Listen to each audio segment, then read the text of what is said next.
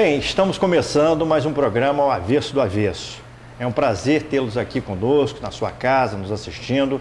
E para estar participando desse programa junto com a gente, fazendo os comentários, nós temos, como sempre, nosso querido Robson Cândido, que é apresentador de TV, que está aqui junto conosco, que daqui a pouco vai falar sobre o aplauso e a vaia da semana. E temos também a professora Cristina Lima, agitadora cultural, ex-presidente da Fundação Cultural Jornalista Oswaldo Lima, da Fundação Trianon, e participante do nosso programa e comentarista também. E, claro, essa figura ímpar, que tem uma história belíssima para nos contar, que é o Vilmar Rangel. E eu posso dizer, Vilmar, que você é um homem multimídia. É um homem de rádio, jornal, televisão, relações públicas, bacharel em Direito. Daqui a pouco vocês vão ouvir um pouco da história dele e é muito interessante mesmo. Mas antes de falarmos com o Vilmar, nós vamos aqui conversar com o Robinho e saber dele. Robinho, não tem jeito, Robinho, a gente se trai. Robson Cândido, Robinho, né? Da nossa intimidade. O aplauso e a vaia da semana. Cumprimentar nossos telespectadores, nosso convidado Vilmar Rangel, a nossa companheira Cristina Lima. E o aplauso da semana vai para a OGX, empresa do grupo do empresário Ike Batista, que divulgou na semana passada que já entra em operação este ano, até o mês de agosto, a exploração de petróleo na Bacia de Campos, de um poço único, exclusivo do grupo, né, do grupo LLX, com a produção de petróleo estimada em 40 mil barris de petróleo dia, quer dizer, mais uma explosão de desenvolvimento para a nossa região. E a vaia vai para mais de 100 mil pessoas, são mais de 100 mil eleitores que nas eleições de outubro do ano passado elegeram o grande jogador de futebol, Romário, pelo PSDB, é inquestionável, não é? PSB. Do PSB.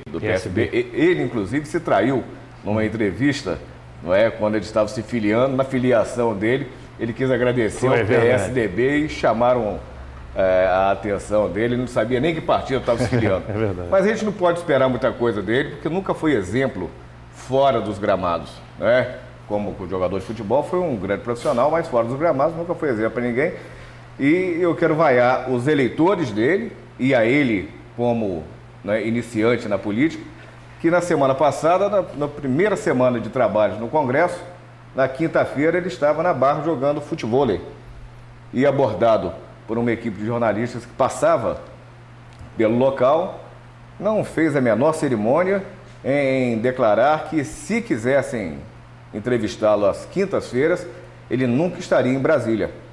Já votaram nele, sabendo disso, que ele estaria sempre às quinta-feiras jogando o futevôlei dele, né? Mas cada um tem um político que merece, um representante que merece, né? Então minha vaia vai para ele e para os seus eleitores. Bom, se Romário seguir o lema dele, treinar para quê e ao Congresso para quê? Esse é o lema de Romário, né? Não é surpresa para ninguém. Professora Cristina Lima, o aplauso e a vaia da semana. Bom, eu vou aplaudir a minha amiga, empresária, Érica Vieira, que é proprietária da Campus Clean, uma empresa que está se firmando cada vez mais, não só na região, inclusive, né, hoje responsável por toda a manutenção e limpeza do Teatro Municipal do Rio de Janeiro. Mandar um beijo bem grande, aplaudir Érica por estar nos cedendo esse espaço, que é da sua empresa, com tão boa vontade, um espaço tão bonito para que a gente possa realizar o avesso do avesso. Olha, na verdade, esse espaço aqui é muito agradável e nós estamos aqui com o nosso convidado, o Vilmar. Eu tenho certeza que ele vai concordar aqui. O Vilmar é uma pessoa sensível, poeta, escritor, tem bastante sensibilidade e tenho certeza que ele vai concordar também com relação a esse espaço aqui bacana que a gente está gravando o nosso programa O Avesso do Avesso. E com a palavra, e aí me conta um pouquinho da sua história, Vilmar Rangel. Não faltou a vaia? Faltou a vaia, perfeito, Vilmar. Desculpa, vai. É o cacoete do jornalista. Eu vou falar sobre a vaia. Pode falar a vaia, Cristiano. A vaia vai para a alta mundial dos alimentos, né? Que em janeiro último foi o índice maior da história, essa alta relativa aos alimentos. Isso não é um dado nosso, é um dado da ONU, né? O que ganha um peso muito grande. Então, infelizmente, a gente registra aí esta alta de alimentos, que é uma coisa que é vital para o ser humano e que a gente vê com uma certa preocupação. Bem, meu colega Vilmar Rangel, agradecido pela alerta que nos deu, é o cacuete, é o hábito do jornalismo, e aí você já deu a amostra disso agora, nesse bloco nosso. E me conta um pouquinho da sua história, a gente quer conhecer um pouco Vilmar Rangel, você veio da onde, você nasceu em Campos, a sua família, a sua escola, um pouco da sua história. Muito obrigado pelo convite, né? Me sinto honrado aqui, cercado por pessoas tão importantes na nossa comunidade. E dizer que eu sou campista quatrocentão, né? Nasci na Rua Barão de Miracema, no meu tempo Rua São Bento, 416. Então, quem passar pela Rua São Bento, quiser saber onde o Vilmar nasceu, eu nasci ali ao lado da vendinha do Amilar, na esquina do Dr. Siqueira, né? 416. A minha infância foi toda ali na Rua São Bento, jogando bola de meia, de vez em quando escapulindo para a Careca do Badô, que era uma área livre, onde hoje é o Hospital dos Plantadores de Cana. E morei na esquina, onde hoje é a Rua da Casa da Carne, né? Pelinca com Barão de Miracema. Depois me mudei novamente para a mesma Rua São Bento, onde funcionou até pouco tempo, o Bar Queimadense, né? Vizinho àquela academia de musculação que hoje existe ali. E depois eu fui para a Praça São Salvador, nos altos do antigo Caldo Ideal, onde meus pais moravam, e meu pai e os seus dois irmãos. Ele era proprietário do Caldo Ideal, vizinho à mercearia Rex, da família do Dr. Valco Siqueira. E eu estudei no Colégio Eucarístico quando ainda era na Alberto Torres, dirigido pelo saudoso Padre Rosário. E ali eu senti a primeira grande dor física da minha vida, que foi uma cadeirada que o Padre Rosário me aplicou no dedão do pé. De propósito? Sim, eu era terrível, né? Já era terrível, né? E junto com a criançada e fazendo hoje impensável, bagunça. né? Se qualquer coisa que aconteça nesse sentido com o aluno, é impensável. E ali o Padre Rosário me aplicou uma cadeirada e um dos pés da cadeira me atingiu o dedão do pé, tem marca até hoje. Bom, então dali segui a minha vida, tem uma passagem importantíssima pelo ginásio. Qual escola? Era o Eucarístico. No Eucarístico, tá. E depois eu fui cursar o ginásio no ginásio São Salvador. E no São Salvador eu tive uma turma maravilhosa. Tivemos professores que também. São Salvador é onde é o Formosão. Onde é o Formosão, exatamente. Era considerado um dos grandes, era colégio particular, mas competia em qualidade com o Liceu de Humanidades de Campos. Professores excelentes. E nós tínhamos dois professores lá que eram emblemáticos. O professor Walter Siqueira, que apesar de ser professor de geografia, ele já tinha aquela vocação imensa pela literatura, foi o presidente do Grêmio Literário Machado de Assis e quem estimulou muitos de nossos colegas de turma a enveredar pelo português, pela literatura, etc. Então eu vou citar aqui, em homenagem aos meus ex-colegas de São Salvador, nomes que acabaram se firmando na sociedade de Campos e um bom número deles também nas letras.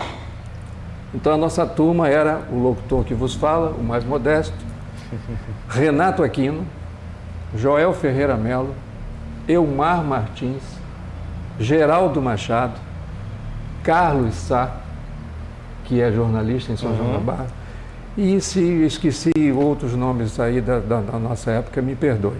Mas esses, pelo menos, cultivaram dali por diante um gosto especial pelas letras e pelo jornalismo. Isso se deve a uma pessoa também emblemática, chamada Maria Benedita de Jesus Gouveia. Famosa Maria Benedita.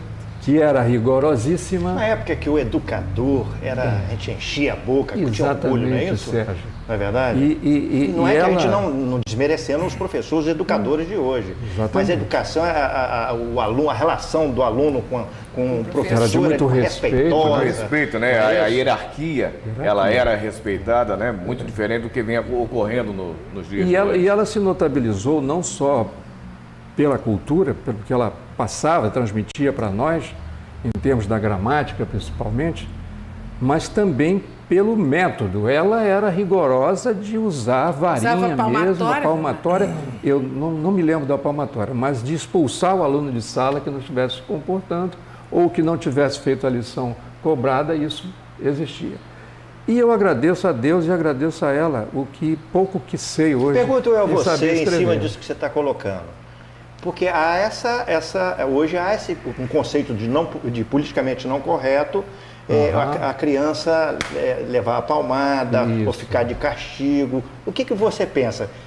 Com relação à escola de antigamente, onde tinha o castigo, onde tinha a palmatória, essa era a escola, a gente obedecia mais, a gente respeitava mais, a gente tinha mais disciplina, ou a escola atual, com essa nova modernidade, esse novo pedagogia da liberdade. A pedagogia da liberdade, você acha que... Eu não posso estar em desacordo com a evolução dos tempos. Evidentemente que os métodos que você usava na década de 50, que eram permitidos, né, tolerados, compreendidos, hoje, evidentemente, não há a menor condição de você aplicar isso, porque a sociedade mudou como um todo, né? O comportamento humano, há uma liberdade, às vezes, em excesso, até no seio da família, e, apesar de eu não ser um puritano, eu devo dizer que eu acho que a televisão contribui muito para que esses conceitos morais, de educação, de comportamento social, estejam indo para o ralo. Se esvaindo. Na verdade, eu acho que a família não vem estabelecendo limites. Então, uma vez que ela não estabelece limites, isso fica a cargo da escola, muitas vezes, que também não cumpre. Né? Exatamente. Mas hoje a gente tem que reconhecer que a família hoje não tem a mesma estrutura do passado.